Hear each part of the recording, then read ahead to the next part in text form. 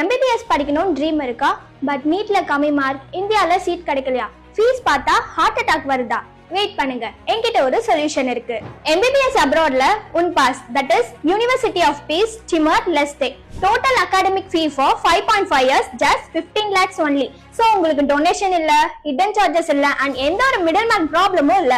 100% NNC guidelines follow பண்ற college.